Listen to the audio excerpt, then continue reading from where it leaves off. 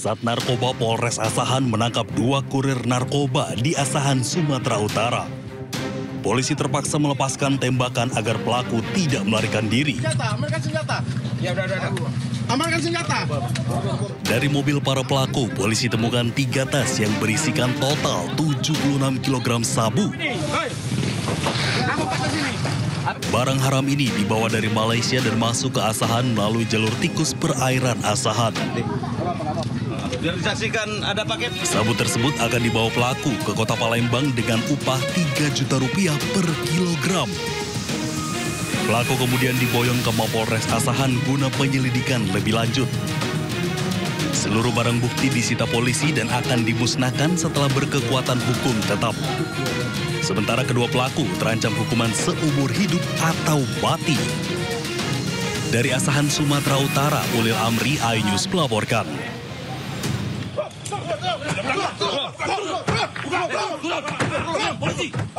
Polisi meringkus komplotan pelaku spesialis pembobol grosir di Tol Kisaran, Sumatera Utara. Para pelaku tak berkutik saat dikepung polisi. Penangkapan ini setelah polisi membuntuti pelaku yang teridentifikasi dari rekaman CCTV saat membobol toko grosir milik Zahrul Aswadi. Dari hasil pemeriksaan, 2 pelaku spesialis pembobol ruko dan 1 pelaku sebagai penada. Mereka mengaku sudah beraksi di 8 toko di Aceh dan Sumatera Utara. Komplotan ini beraksi menggunakan mobil dengan cara mencongkel pintu menggunakan linggis serta merusak gembok. Nah, tinggal mereka ini sepakat. Mana kita berangkat? Misalnya ke Kisaran. Nah, mereka berangkat ke Kisaran. Kayak tadi keterangan dari salah satu tersangka. Mereka nih pelan-pelan jalan lihat mana toko yang digembok dari luar. Kan menurut dia itu yang paling mudah dibongkar. Nah, mereka target berikutnya adalah ke Asahan. Kini polisi masih memburu 3 pelaku lainnya. Sementara pelaku yang tertangkap diamankan di Mapolres Lok Sumawe guna pemeriksaan lebih lanjut. Dari kota Lok Sumawe, Aceh, Arbia Jamil, iNews melaporkan.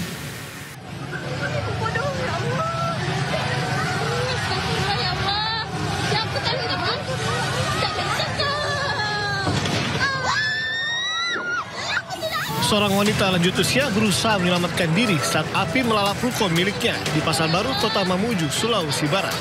Karena panik dan kepanasan, korban yang keluar dari jendela nekat melompat dari lantai 2 rukonya. Aksinya membuat kaget warga yang ada di lokasi yang langsung membawa korban ke rumah sakit karena terluka. Sebelumnya, kebakaran melanda toko elektronik di kawasan Pasar Baru.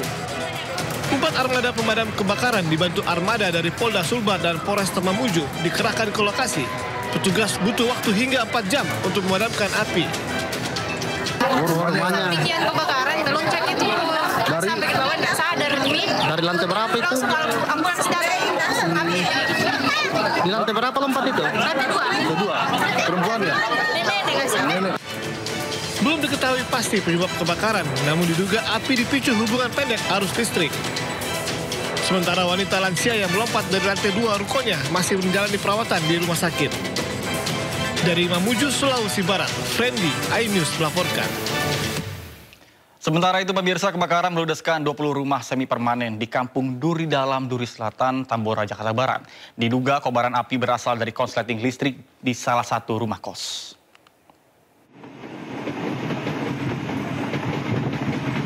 Kobaran api membakar pemukiman padat penduduk Jalan Kampung Duri Dalam, RT 10, RW 05, Duri Selatan, Tambora, Jakarta Barat. Api dengan cepat menjalar rumah warga dari bangunan semi permanen ke sejumlah bangunan lain.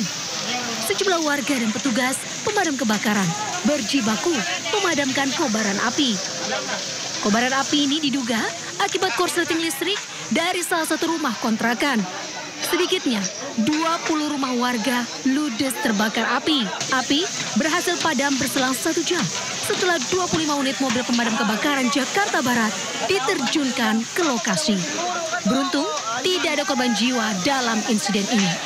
Di Jakarta, Miftahul Gani melaporkan.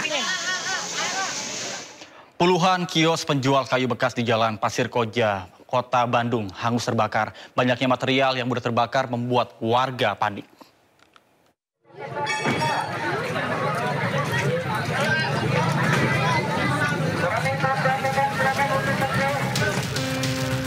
Petugas pemadam kebakaran Kota Bandung berjibaku memadamkan kobaran api yang membakar puluhan kios penjual kayu bekas di Jalan Terusan Pasir Koja, Kota Bandung, Jawa Barat.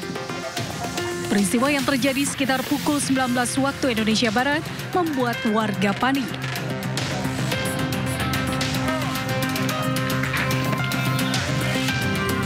Banyaknya kayu kering dan tiupan angin membuat api dengan cepat membesar dan merembet ke bangunan kios lain yang bersebelahan.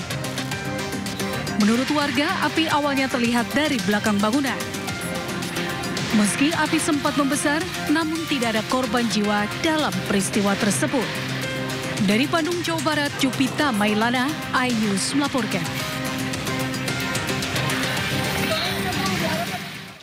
Sebuah mobil sport mewah mengalami kecelakaan tunggal di Jalan Sudirman, Pekanbaru, Riau. Sementara di Kabupaten Tangerang, Banten, sebuah mobil sedan terbalik di Jalan Pagedangan menutup badan jalan.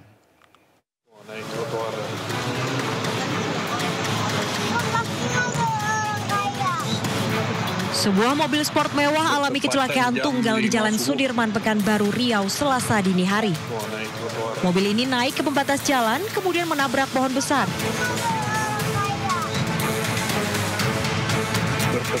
Akibat kecelakaan, pengemudi terluka di leher dan dada, kemudian dievakuasi ke rumah sakit terdekat. Sedangkan kendaraan korban dievakuasi ke kantor polisi. Sementara itu di Kabupaten Tangerang, Banten, sebuah mobil sedan terbalik di Jalan Pagedangan dan menutup badan jalan. Mobil pabrikan Jerman ini alami kecelakaan di tikungan, diduga karena ugal-ugalan dan sang sopir tak bisa kendalikan kendaraan. Mobil pabrikan Jerman ini alami kecelakaan di tikungan, diduga karena ugal-ugalan dan sang sopir tak bisa kendalikan kendaraannya. Mobil jenis sedan ini kemudian dievakuasi, sementara korban terluka dibawa ke rumah sakit terdekat. Dari Pekanbaru, Riau, dan Kabupaten Tangerang, Banten, iNews melaporkan. Kericuhan mewarnai penertiban pedagang pasar Cianjur, Jawa Barat. Para pedagang yang menolak untuk ditertibkan melawan petugas.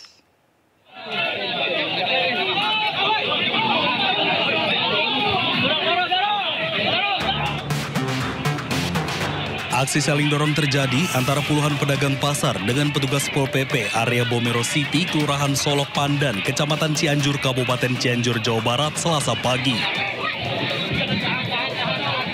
Aksi ini dipicu lantaran puluhan pedagang tetap bertahan berjualan di lokasi, meskipun sudah diperingatkan tentang larangan oleh pemerintah. Sebelumnya pemerintah Kabupaten Cianjur sudah melayangkan surat peringatan pertama hingga surat peringatan ketiga. Dan akhirnya petugas menindak tegas para pedagang pasar yang masih membandel. Penertiban akhirnya berhasil dilakukan dengan kondusif. Kemudian juga hari ini puncaknya membereskan sisa-sisa dari para pedagang yang tetap kekeh ingin bertahan di sini.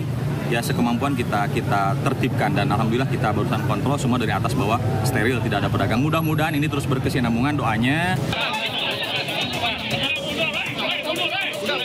Sementara untuk menjaga tidak kembalinya para pedagang ke lokasi tersebut, petugas akan terus melakukan patroli di sekitar lokasi. Dari Cianjur, Jawa Barat, Muhammad Andi Isyan, iNews melaporkan.